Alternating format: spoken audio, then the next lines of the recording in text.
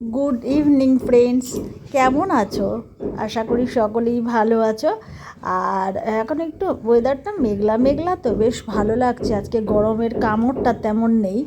তবে জানো, ঘুম থেকে ভোরবেলা উঠেই একেবারে ভোরবেলাতেই দেখি প্রচণ্ড ঝড় উঠেছে। এবার বাইরে তো বুঝতে পারিনি, প্রথমে আমরা ঘুমোচ্ছিলাম, তখনও আমরা কিন্তু উঠিনি।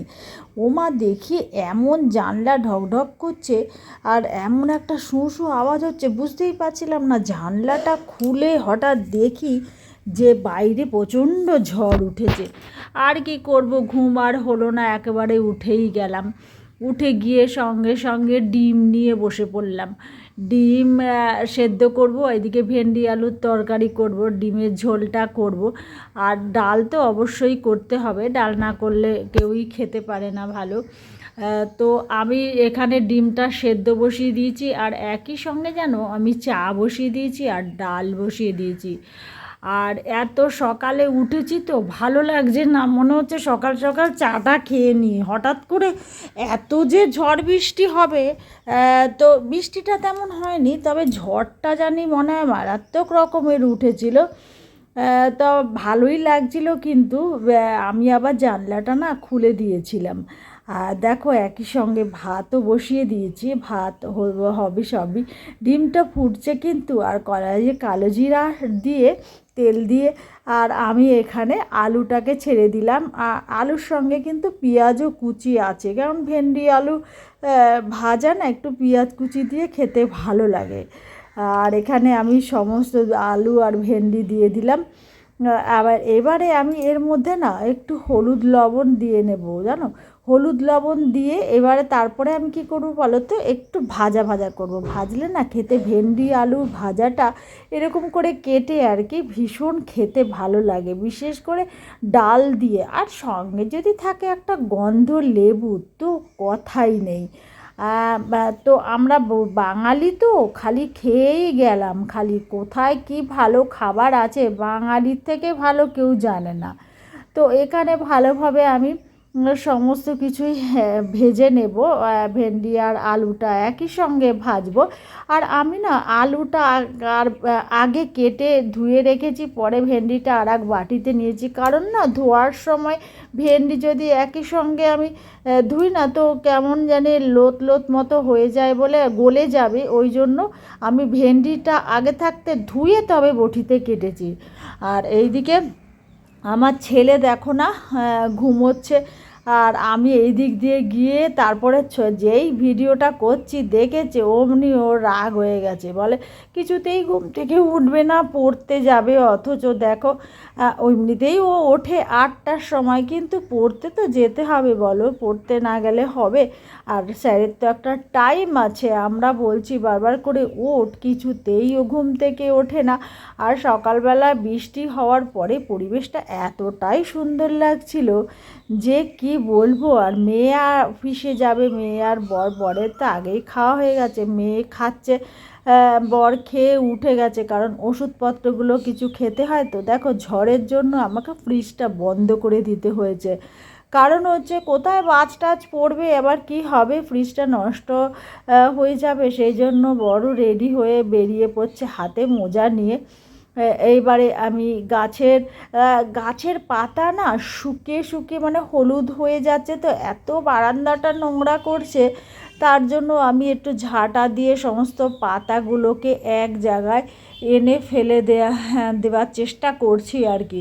আর এত ভারী ভারী টব তো চাগাতে ভীষণ মুশকিল, কারণ হচ্ছে দেখো আগে চাগাতে পারতাম, কিন্তু এখন বর্তমানে যে আমার পরিস্থিতি না, ভারী জিনিসটা আমার নেওয়া তো নিষেধ, সেই জন্য ভালো করে চাগাতেও পারি না, এরকম ঘষতে ঘষতেই একদিক থেকে আর এক দিকে নিতে হয়।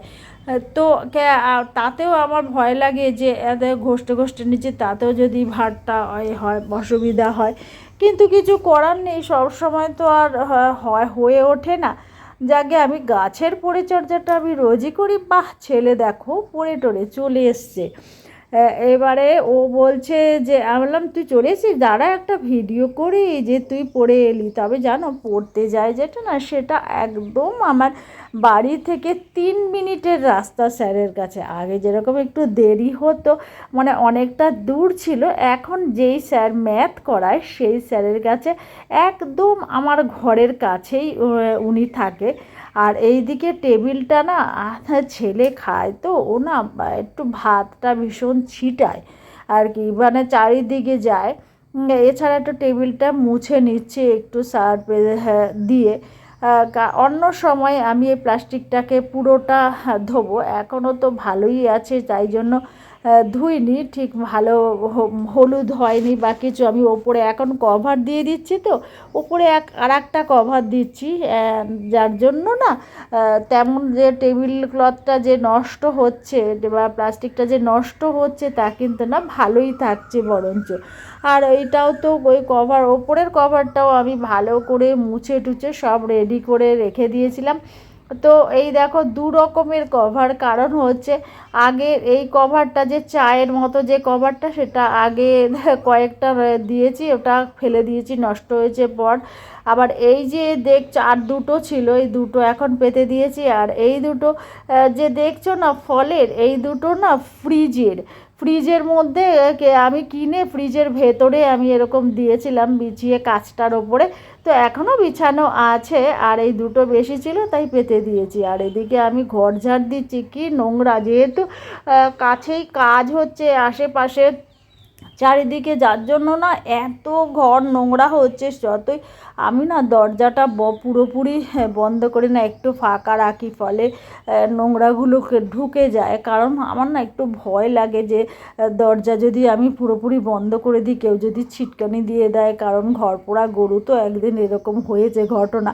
সেই জন্য আমি কিছু করতেও পারছি না, বন্ধ করতেও পারি না, যার জন্য এত নোংরা হয়। আর ছেলে এখানে চানাচুর খাচ্ছে সন্ধ্যাবেলা বসে, বরের আসতে দেরি হবে, আমিও মোবাইল দেখছিলাম। আর দেখতে দেখতে বললাম দূর চল তো, খিদা পাচ্ছে, কি করি, একটু চানাচুরি খেয়ে নিই। আর ছেলে ল্যাপটপে পড়ছিল, পড়তে পড়তে ও হাত পাতলো, বলে দাও আমাকে একটু চানাচুর আমি খাই। আর চানাচুরটা না কোনো ঝাল নেই, মানে এত সুন্দর, খুব সুন্দর একটা গন্ধ চানাচুরটা দিয়ে। আর রাত্রেবেলা আসার সময় না মেয়ে বিরিয়ানি 1 প্যাকেট ভাইয়ের জন্য এনেছিল, আর আমার দিদি এই দেখো 3 প্যাকেট বিরিয়ানি নিয়ে এসছে। কারণ হচ্ছে ওর দিদির নাতির আবার জন্মদিন ছিল আগের দিন, তো ও আসার কথা ছিল কিন্তু আসতে পারেনি। আসার সময় না ওর গাড়িতে থেকে পড়ে গেছে, মানে স্কুটি থেকে পড়ে গিয়ে একটা অ্যাক্সিডেন্ট হয়েছে বলে ও আসতে পারেনি। ওই জন্য পরের দিনকে আবার সেই বিরিয়ানি নিয়ে এসে ও তারপরে দিল। আর আমি এখানে বিরিয়ানিগুলো ঢেলে নিচ্ছি, তবে এতগুলো বিরিয়ানি খাওয়া যায় না, কারণ হচ্ছে আমি তো একদমই বিরিয়ানি খাই না। কিন্তু ফ্রিজে 1 প্যাকেট যার জন্য রেখে দেবো, আর 3 প্যাকেট ওরা খাবে, আর আমি অল্প একটু খেয়ে নেব নিজের জন্য। আর আলাদা কিছু করে করতে ইচ্ছা করে না। আমাদের মহিলারা না এই একটা সমস্যা, যে নিজেরা যে করে কিছু খাবো বা কিছু করব, ভালো লাগে না নিজে। আমার ভিডিওটা কেমন লাগলো অবশ্যই জানাবে, আর নিত্য নতুন ভিডিও পেতে আমার চ্যানেলকে অবশ্যই সাবস্ক্রাইব করবে।